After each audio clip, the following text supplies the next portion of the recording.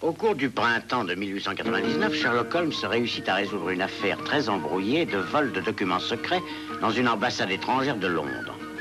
Grâce à lui, un monarque d'un petit état des Balkans, le roi Conrad, put sauver son trône. En remerciement, il nous invita, Holmes et moi, à assister à une partie de chasse. Ayant accepté avec enthousiasme, nous nous retrouvâmes quelques jours plus tard dans un pavillon situé en pleine forêt.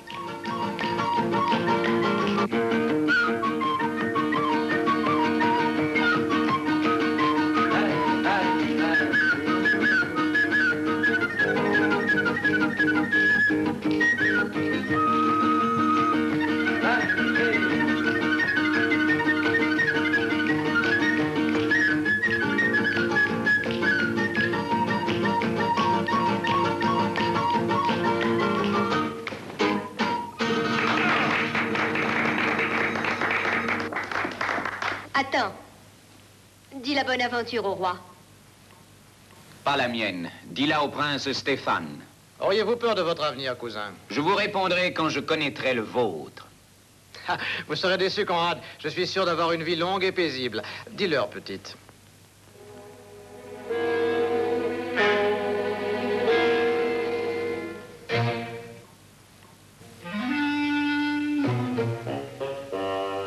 Remettez-vous, Stéphane. Vous ne prenez pas ça au sérieux. Oh non. C'est un peu désagréable, c'est tout. Ça n'est pas encore une de vos plaisanteries, j'espère. Je vous assure que non. Il est évident que cet enfant était réellement effrayé, prince Stéphane. Elle est partie en laissant son argent sur le plancher.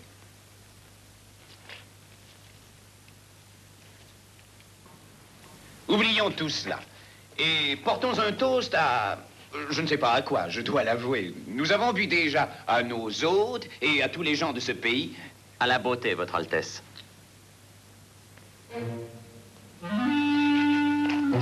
Attentionné comme toujours, comte Magor. C'est votre second versement, comte Magor. Stéphane! Rappelez-vous les heures merveilleuses passées à Monte-Carlo.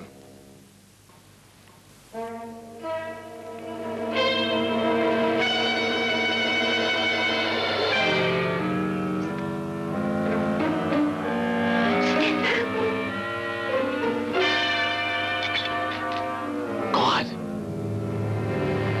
Conrad!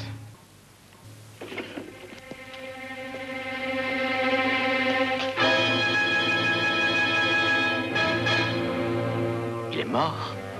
Non.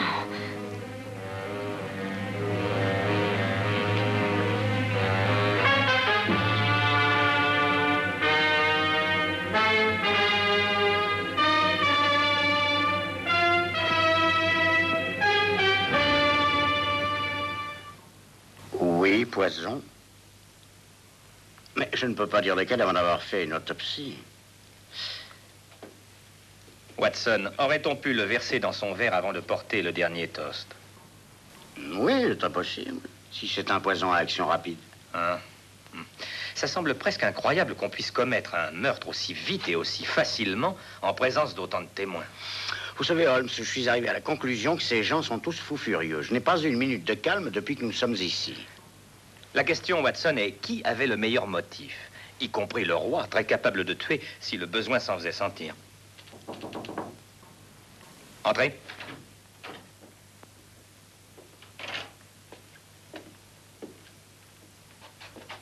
Majesté, voulez-vous...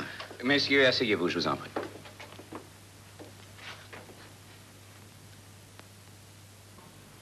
Quel choc.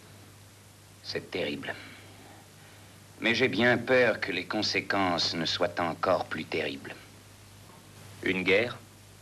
Stéphane est venu ici sur ma demande, en qualité d'ambassadeur de son père, le roi Johann. J'avais espéré le persuader de signer un pacte de non-agression afin de diminuer la tension régnant entre nos deux pays. Malheureusement, il semble que le roi Johann est plus intéressé à se trouver une excuse à une guerre qu'à essayer de l'éviter. Et maintenant, il a son excuse. Plus une colère justifiée. Le roi Johann doit arriver demain pour ramener le corps de son fils dans son pays. Il faut que je sois lavé de tout soupçon avant qu'il ait quitté ce pavillon demain soir. Monsieur Holmes, voudriez-vous m'aider? Je ne peux que vous promettre d'essayer, Majesté. Mais je tiens à vous prévenir que la rapidité et l'adresse de notre meurtrier peuvent mettre d'autres vies en danger avant que nous n'ayons résolu cette affaire. Pourquoi le verre du prince Stéphane a-t-il été emporté à la cuisine et lavé, comte? Je l'avais mis de côté, mais les domestiques ont dû l'emporter avec les autres. Une analyse ne servirait plus à rien maintenant, Majesté. Avez-vous d'autres questions à poser au comte Magor, monsieur Holmes? Non, Votre Majesté, aucune pour l'instant. Vous pouvez disposer, comte Magor. Magor est un excellent écuyer, monsieur Holmes. Il est violent, mais très dévoué. C'est certain. Mais dites-moi, Majesté, que savez-vous de la princesse Antonia? Elle était une amie de Stéphane. Et sur son passé?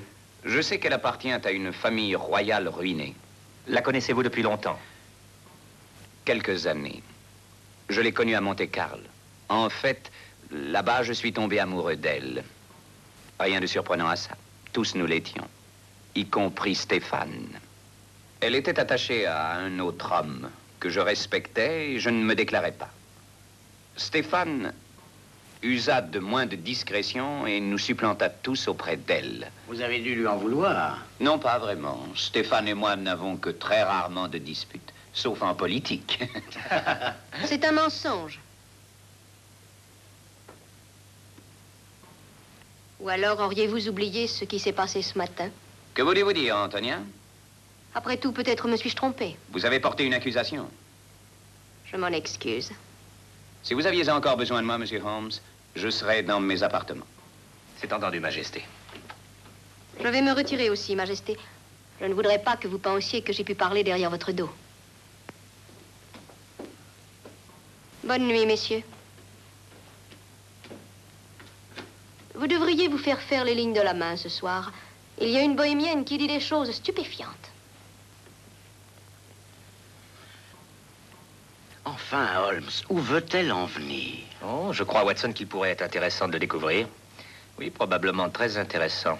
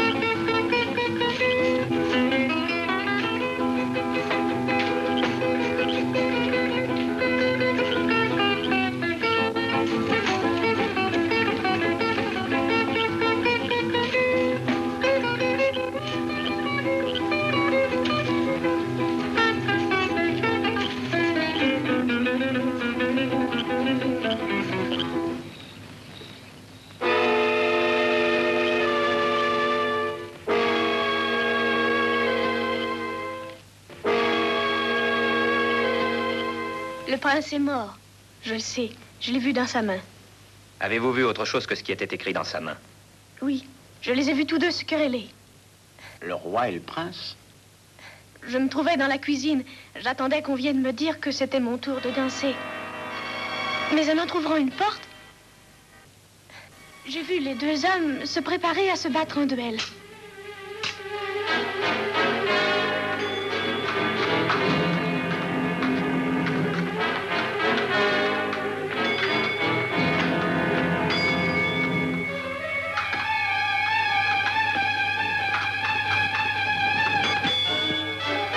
Comte Magor, 10 florins d'or sur le prince Stéphane. D'accord, princesse, je gagnais d'avance. Plus vite dans vos parades, Stéphane.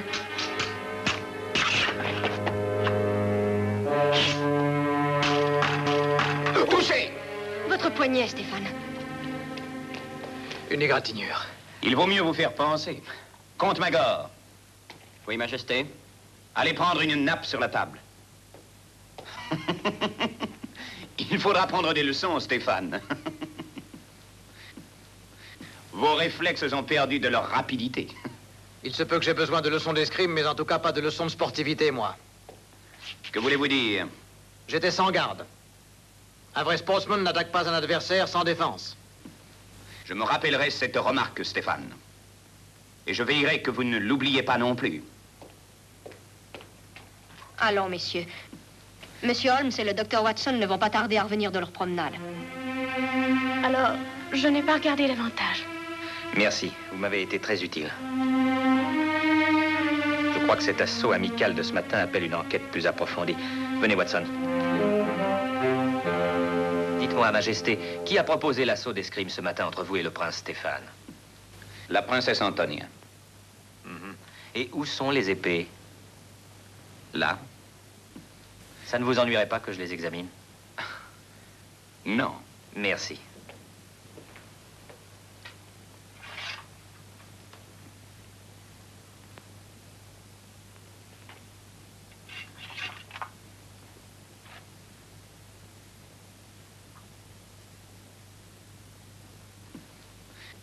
Est-ce l'épée dont votre majesté s'est servie?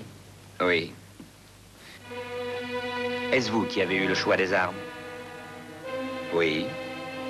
Je vois que la pointe de cette épée a été trempée dans du poison. Je pense qu'il y a un malentendu entre nous, Monsieur Holmes. Ma demande et vos ordres sont de me disculper, non de me condamner.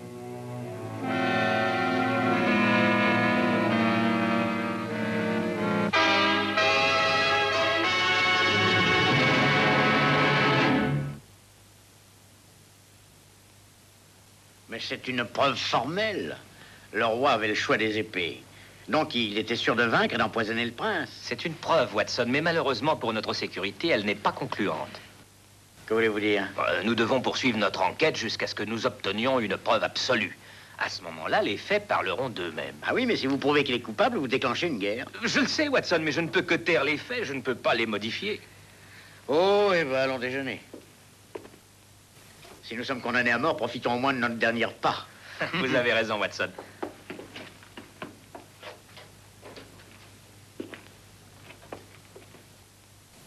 Oui, c'est la vérité. Watson, éloignons-nous. Vous rappelez-vous comment vous m'avez appelé à Monte-Carlo? Une princesse vagabonde. Une vagabonde royale folle d'ambition. Vous n'aspiriez qu'à une seule chose au monde. Un trône. Et j'y aspire toujours. Conrad, je vous ai vu manier les épées hier dans la matinée, avant votre assaut avec Stéphane. Oui, la poignée de l'une d'elles avait du jeu. Je ne l'ai pas dit à Monsieur Holmes encore et je ne le ferai pas. Si quoi?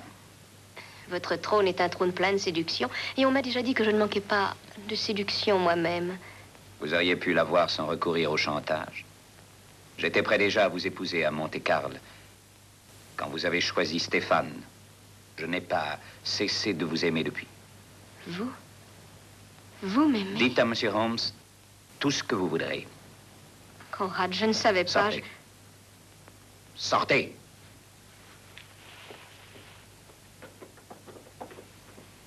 Monsieur Holmes, Princesse, cela pose un dilemme pour vous, n'est-ce pas? Vous, Anglais, vous êtes gens d'honneur. Êtes-vous prêt à sacrifier votre honneur pour lui?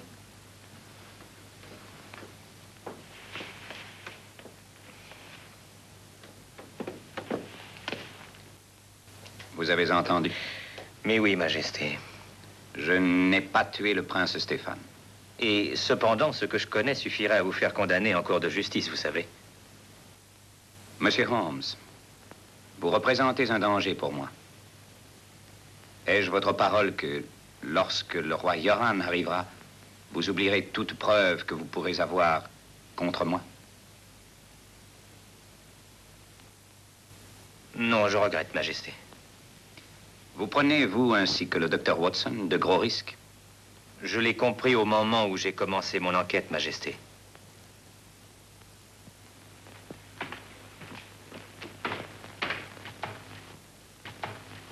Comte Magor. Oui, Majesté. Veillez que la princesse Antonia soit enfermée dans sa chambre.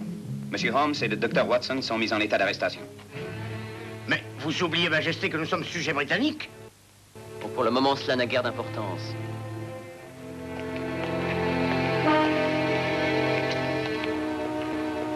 Intéressante situation, hein, Watson? Oui, fantastique.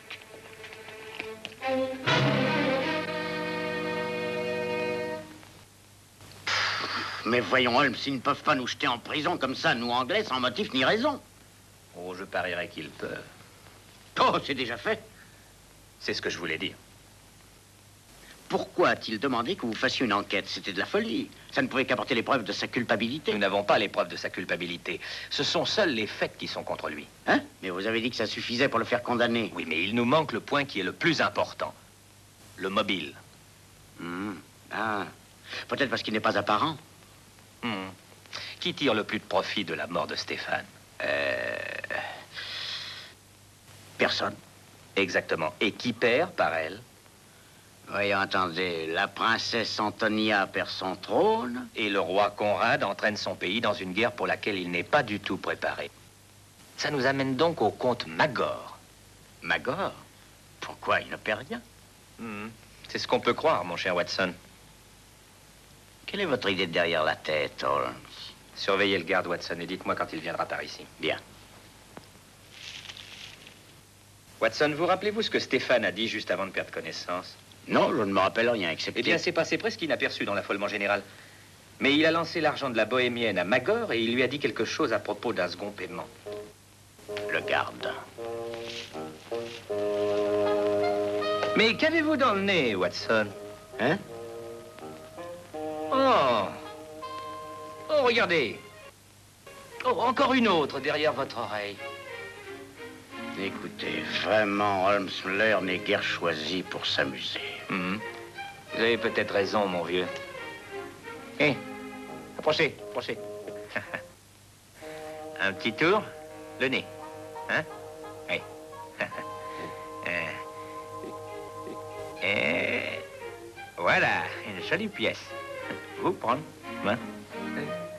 Bon. Maintenant, hein? Oreille. Oreille? Hein? Hé, Watson!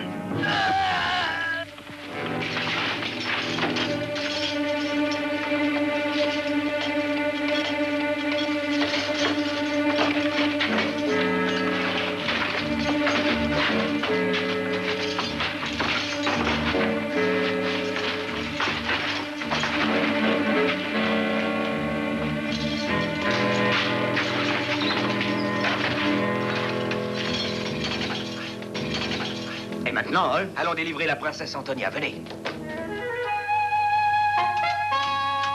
Oh! Bien paré. À vous, Holmes! Touchez! Défendez-vous! Défendez-vous, Holmes! Faites attention! Ah, Watson. Hop là.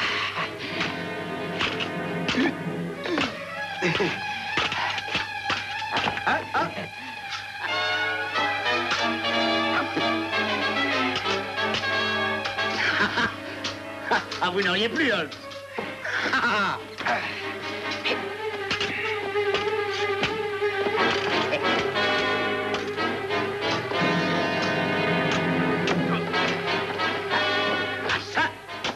Watson.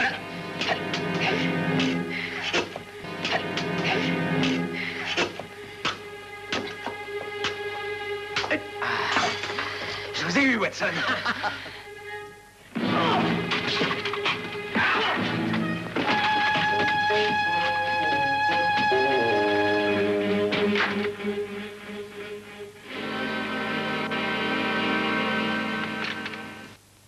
L'escorte du roi est annoncée, Majesté, à 1 kilomètre du château. Mais que vais-je lui dire, Magor?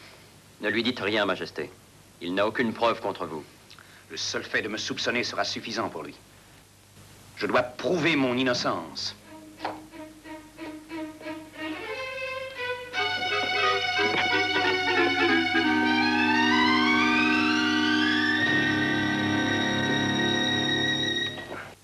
Le comte Magor? Oui. Mais Holmes, il n'est en rien mêlé à tout ceci. Il a pu enduire de poison la pointe de l'épée. Non. Réfléchissez, comment pouvait-il savoir l'épée que le roi allait choisir? Voyons, la logique élimine le comte. Pas si l'épée n'a été empoisonnée qu'après le duel, Watson. Pour faire retomber les soupçons sur le roi? Le verre de vin, peut-être bien. Je ne crois pas, Watson. Princesse, quand le prince Stéphane a été blessé, qui a pensé sa blessure? Magor. Nous devons descendre immédiatement et nous avons très peu de temps, Altesse. Mais Holmes, ça ne nous mènera à rien. On a brûlé les pansements, vous ne pourrez rien prouver. Oui, les preuves sont indispensables, Watson. Et il arrive qu'on puisse les recréer. Êtes-vous prête, Altesse? Oui. Très bien, suivez-moi.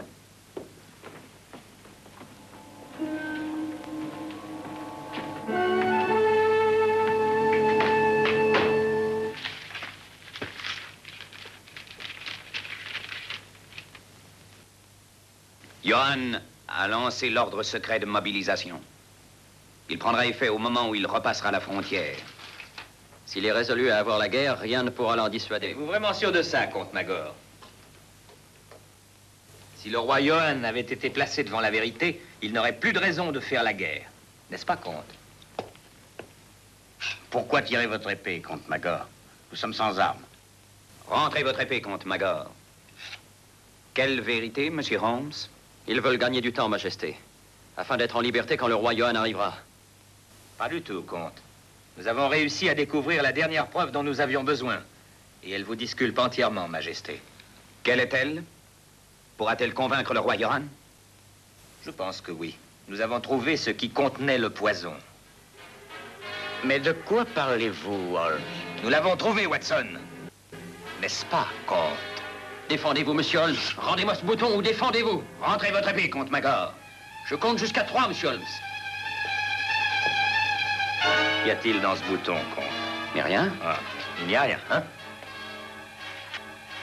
Alors, ça ne vous dérangera pas que je fasse ceci? En garde, comte. Non, mais qu'avez-vous? Je ne fais que me défendre. Je dis qu'il y avait du poison dans ce bouton. Vous dites que non.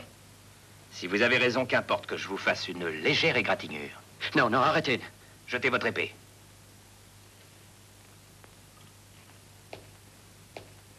Alors, comte, Oui, vous avez raison. que s'est-il passé à Monte-Carlo? Monte-Carlo? Mais oui, Majesté, c'est là que Stéphane découvrit quelque chose sur lui. Qu'est-ce que c'était, comte? J'ai triché aux cartes. Il me surprit. Il prit mon honneur et la femme que j'aimais.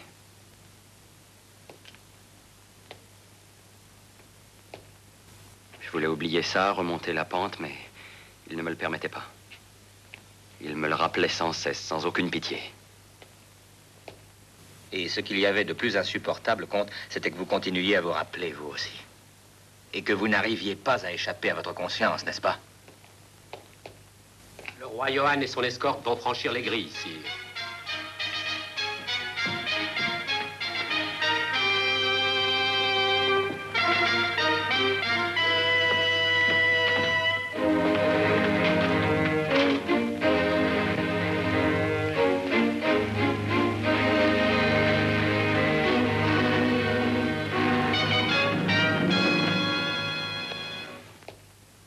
Très franchement, Holmes, je ne suis pas mécontent de retourner à Londres et de retrouver ce brave Lestrade.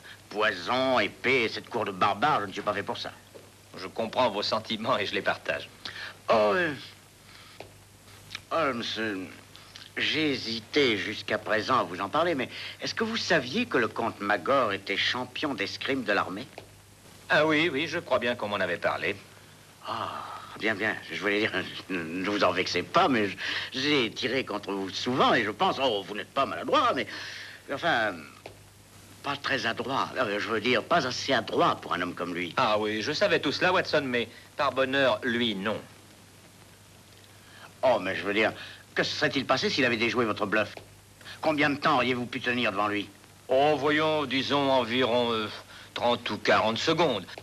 Mais dans tout jeu basé sur le bluff, il faut qu'il y ait un certain élément de risque, sinon ce n'est plus un jeu, alors. Oui. Oui, eh bien, je serais heureux de revoir ce vieux Lestrade. Ne lui répétez jamais, Watson, mais moi aussi. Oui, moi aussi.